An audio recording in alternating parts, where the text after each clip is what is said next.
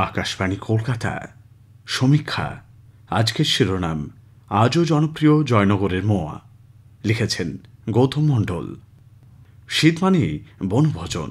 বনভোজনের ব্রেকফাস্টে জয়নগরের মোয়া মাস্ট।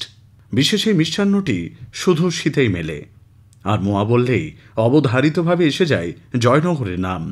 দক্ষিণ চব্বিশ পরগনার প্রাচীন এক জনপদের নামেই বিখ্যাত এই মিষ্টান্নটি। ভোজন রসিক বাঙালি শীতের মরশুমে জয়নগরের মোয়া নিয়ে বিশেষ আবেগপ্রবণ। শীতে মোয়া মুখে না দিলে যেন মন ভরে না বাঙালির। তবে এই মোয়ার জন্মস্থান নিয়ে বহুকাল ধরেই রয়েছে নানা বিতর্ক। মোয়া বলতেই বাঙালি বোঝে জয়নগর, কিন্তু সত্যিই কি তার উৎপত্তিস্থল সেখানে? মিষ্টান্ন বিশেষজ্ঞদের একাংশের কথায় মোয়ার নামের সঙ্গে জয়নগর জড়িয়ে থাকলেও এর আসল জন্মভূমি জয়নগরের পড়শি জনপদ বহড়ু। বলা যেতে পারে বহড়ু নামক গ্রামই হল জয়নগরের মোয়ার আঁতুড়ঘর। রায়মঙ্গল কাব্যে যে বড়ুক্ষর উল্লেখ করা হয়েছে তারই বর্তমান নাম বহড়ু। একদা এই গ্রামেই শৈশব কেটেছে সঙ্গীতশিল্পী হেমন্ত মুখোপাধ্যায় ও কবি শক্তি চট্টোপাধ্যায়ের।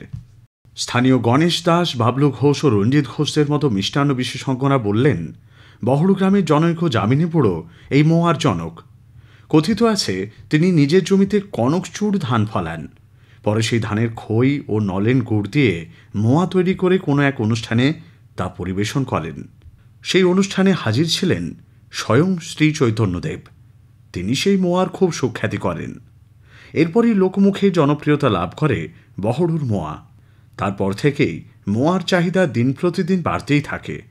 ব্যবসায়িক উন্নতি ঘটতে থাকে মোয়া প্রস্তুতকারকদের। যামিনীবাবুর মোয়ায় খই ও নলেন গুড় ব্যতীত আর বিশেষ কিছুই ছিল না।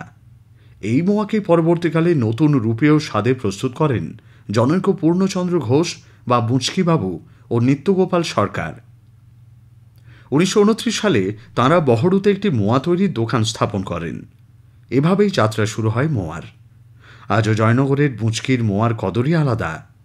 সেই সময় প্রাচীন জনপদ বহড়ুতে কোনো বাজার ছিল না, কাজেই মোয়া প্রস্তুতকারকদের তা বিক্রি করতে যেতে হতো জয়নগরের হাটে।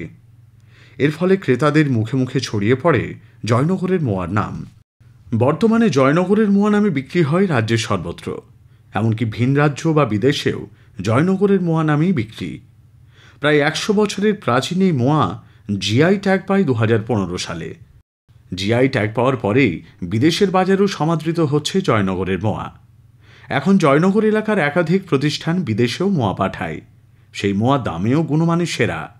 তবে মোয়ার স্বাদ নিয়ে এখন অনেক প্রবীণ মানুষ হা হুতাশ করেন। এখন নাকি আগের মতো স্বাদ নেই মোয়ার।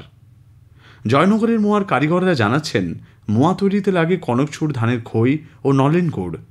একদা সুন্দরবনের এই অঞ্চলে প্রচুর পরিমাণে এই ধান উৎপাদিত হতো, কিন্তু বিগত কয়েক বছর ধরে কনকচুর ধানের চাষ কমেছে, ফলে যোগানে ঘাটতি দেখা দিয়েছে। এখন অনেকেই বিকল্প ধান দিয়ে খই তৈরি করছেন, ফলে সেই স্বাদগন্ধ পাওয়া যাচ্ছে না।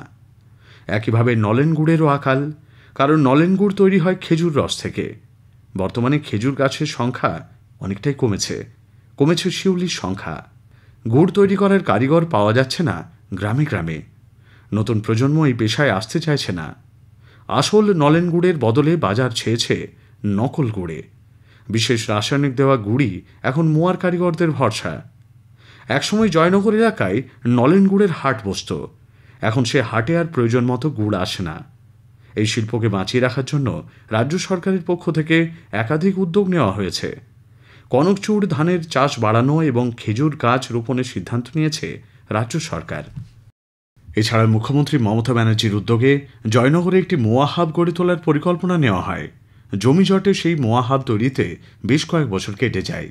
বছর দুয়েক আগে জমি চিহ্নিত করার পর ভবন তৈরির কাজ শেষ হয়েছে, কিন্তু পুরো পরিকাঠামো ও যন্ত্রপাতি এখনও স্থাপন করা যায়নি।